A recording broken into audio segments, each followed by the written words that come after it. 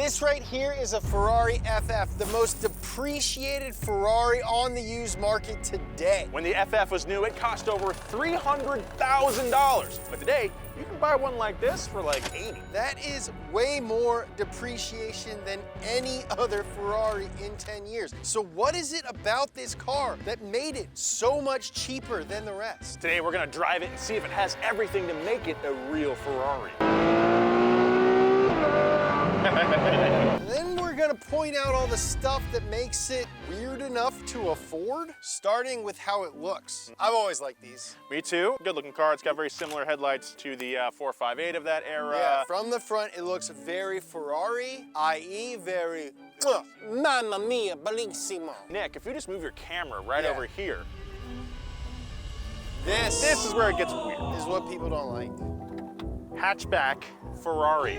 4 seats. Not unusual in Ferrari history. They made a lot of 4-seat Ferraris before this, but the hatchback is definitely something that the purists were kind of confused about. This was Ferrari's swing at giving people a more practical sports car that still had that pounding thoroughbred heart under the hood. Yeah, and that pounding thoroughbred heart, we mean a very Ferrari V12. Yeah. I mean, I have no expectations of this thing being really practical.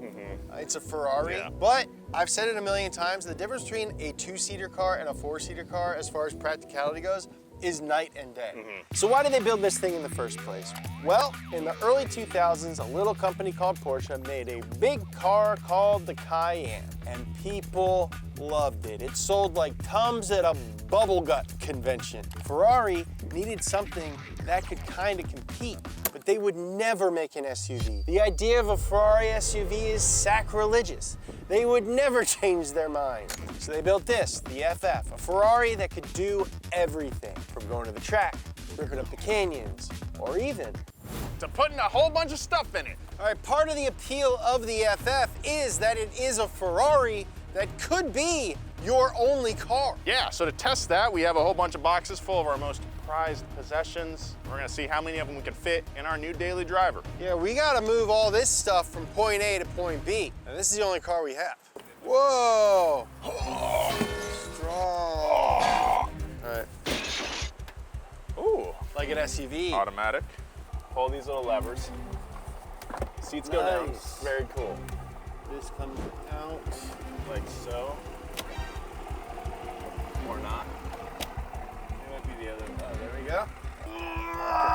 Oh, James. That's my grandmother's fine china collection. I know. So please be careful. I got it. How much space we got in here? Decent amount. We don't have a lot of height. We got some length. Yeah. I don't know if my china's gonna fit right now. Yeah, we can leave it here. Should we put our flat screens in first? So big flat screen.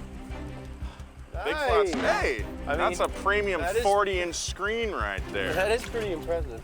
All right, this flat screen, because we got dual monitor setup for gamers. And then James, what is this again? This is Walt Disney's head. Oh,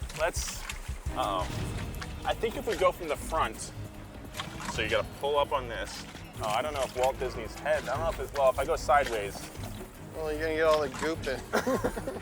All the goop's gonna fall out of it. Walt is safe. Okay. I don't think this is gonna fit in here, but you can rock it on your lap. We're not going very far. Yeah, I could do that. There you go. We just fit quite a bit of stuff in there. I'd say more stuff than I could fit in my E30. For sure. Pretty dang practical. I mean, sort of. For a Ferrari. For a Ferrari. I mean, for a Ferrari. For a Ferrari. Super practical. If you make car videos with the X3 camera from today's sponsor, Insta360, then you need this. The official Insta360 dual triple suction cup car mount. An all new accessory that'll level up your car videos. It features an all-metal base, a carbon fiber telescopic support rod, and unparalleled stabilization. And with versatile mounting options, you'll be able to capture video game style third-person views. Dual suction cups for the light trails and triple it up for stability on the rough stuff.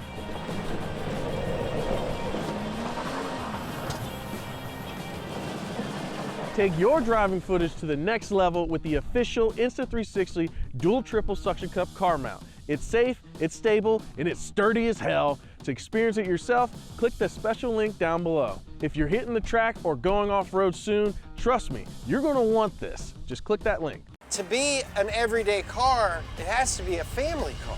Meet our baby. He's got to come with us. Luckily, the Ferrari FF can accommodate a baby seat. It comes with anchors for this very situation. Come on, Jimmy. Come on, Jimmy. Oh, you look cool in your sunglasses.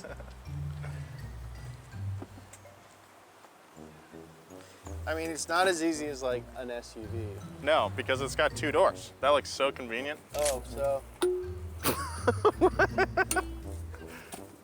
Why am I hearing noises? What's going on in there, James? You got to pull some stuff out. Oh, okay. I would not do this. Sorry, this is a fail for me already. How's it going? Got one clip. All right. The seat is removable, but... We're good. Hey, all right. Way better than I thought. Really? Yeah, like pretty easy. Yeah, you don't even look that sweaty. It's as advertised. You pull like one cushion out and then there's the 2 there you hooks go. and it's like Boom. clink, clink. Jimmy's secure. And the automatic seat only crushes the seat just a little bit, so that's great. I mean, if you're expecting the same amount of accessibility as some sort of SUV, Yeah. you ain't getting it with the FF. No, I mean, no, there's no. definitely some contorting. If you had a pre-existing condition that would keep you from being as limber as I am, then yeah, this would be damn near impossible. It does work technically, though. Yeah, if you're a D1 athlete like myself, then you can do it pretty easily. So a baby can fit in the back. Big deal. Babies can fit almost anywhere. How about a buff grown man?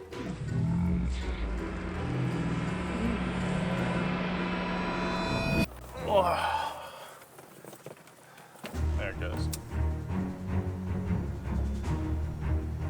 Oh, that's coming in close. I mean, you have your seat pretty far back. I could only fit in here if someone in front of me had really stubby legs. So the FF holds stuff like a daily. Let's see if it drives like a daily. And after that, let's see if it drives like a Ferrari. Visibility is great. Yeah. My seating position is awesome. The hood is very long, but I can see the front of the car. The steering wheel is super adjustable and exactly what you want a Ferrari steering wheel to be. I love that the blinkers are on a button. I feel like Charles Leclerc when I signal. I think all the steering wheel stuff makes it feel special. It does. Like, you hop in, you're like, oh, my start button is on the wheel. That's awesome. The seats are pretty comfortable. It feels normal. It feels like just like a car. Like we're not like right next to each other. I am having a very good time driving this car.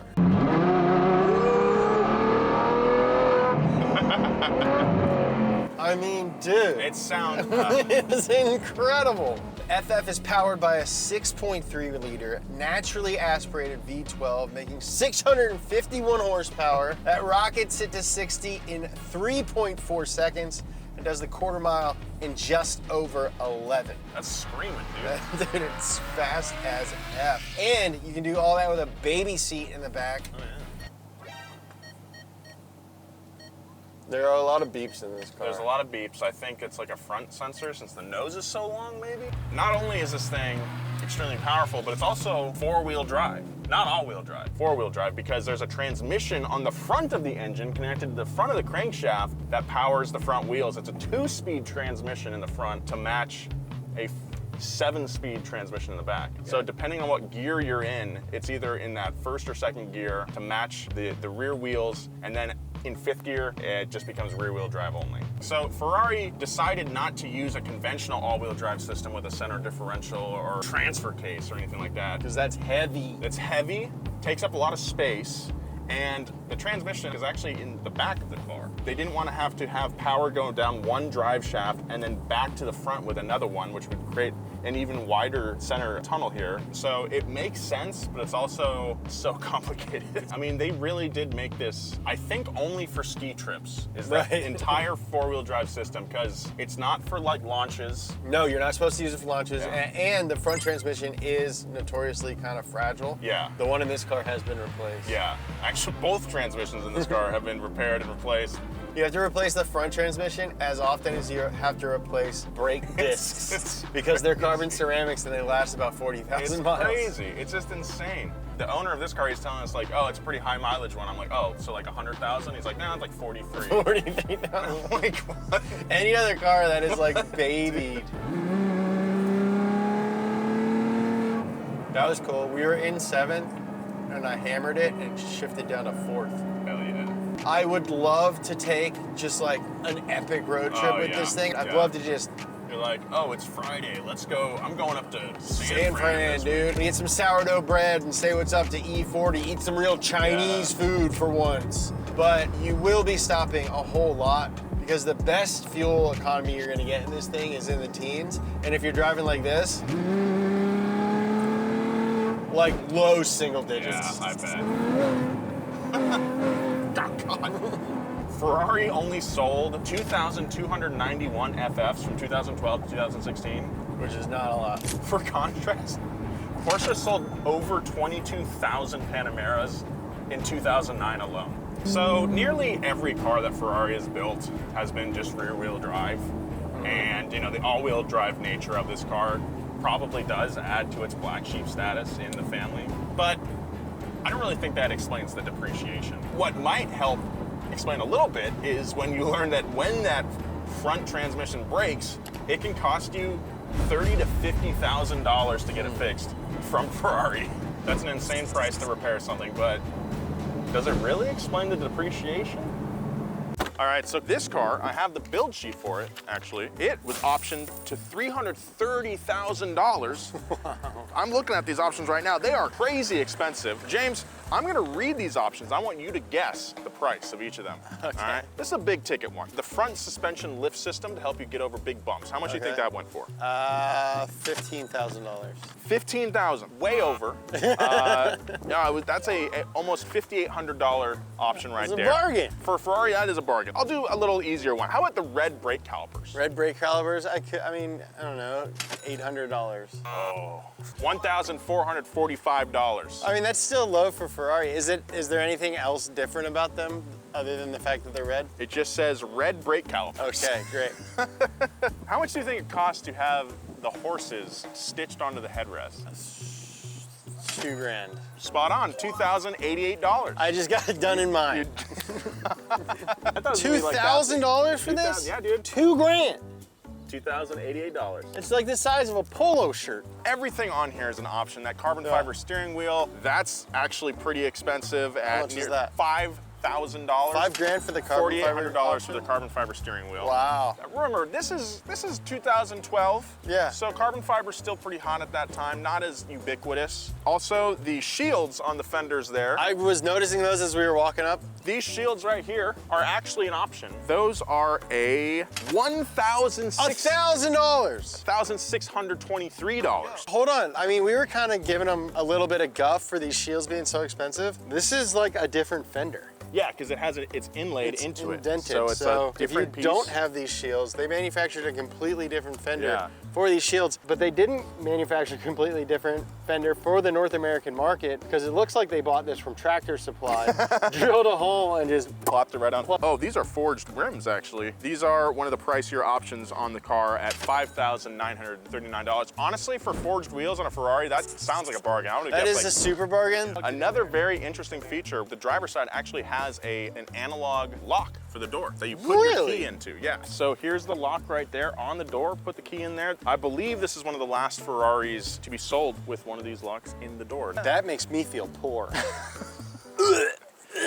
So the insane starting price and the expensive options left the Ferrari FF plenty of room to fall in price when it came to the used car market. So depending on who you are, the Ferrari FF is affordable. And we've proven today that it's practical and comfortable to drive to work.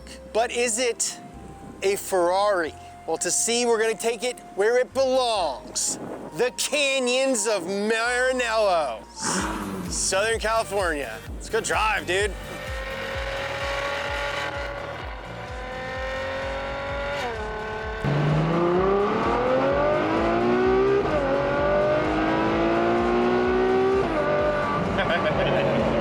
Ferrari claimed it was the fastest four-seater car in the world at the time, but you know, it's not a supercar though. No. So, I mean, we've been driving it around all day and it does not feel at all supercar. No. It feels like you're driving an Audi or a BMW or something. It does, yeah. It's not until you put your foot in it and hear that V12 that you're like, oh yeah, I am in a Ferrari. Some things on this car in particular are kind of falling apart a little bit, but I mean, out here, like, I'm driving a V12 Ferrari in the canyon. I don't care about any of that anymore.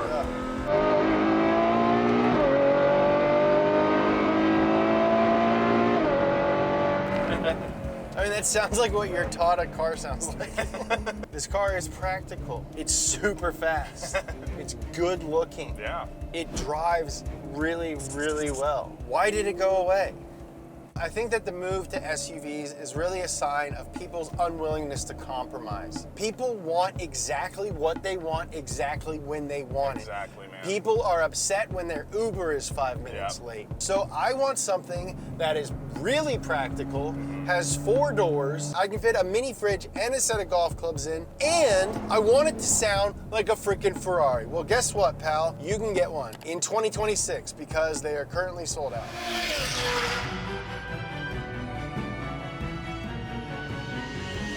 All right, so Nolan, is the FF a real Ferrari? Yes. Yes. Is it weird? Yes. Is it affordable? Kinda. Is it cool? Yes. Thank you guys for watching this video and everything else. We upload multiple times a week, so hit the subscribe button. Make sure you don't miss anything. Follow Nolan at Nolan J. Sykes on social media, me at James Pumphrey. If you like hearing us talk about cars, we also have a podcast called Past Gas Podcast, available wherever you get your podcasts. If you like my shirt, you can get it at donamita.com or at Zoomies in North America. You can buy all of our merch at those 2 places. Bye. Take your driving footage to the next level with the official Insta360 dual triple suction cup car mount. If you're hitting the track or going off-road soon, trust me, you're going to want this. Just click that link.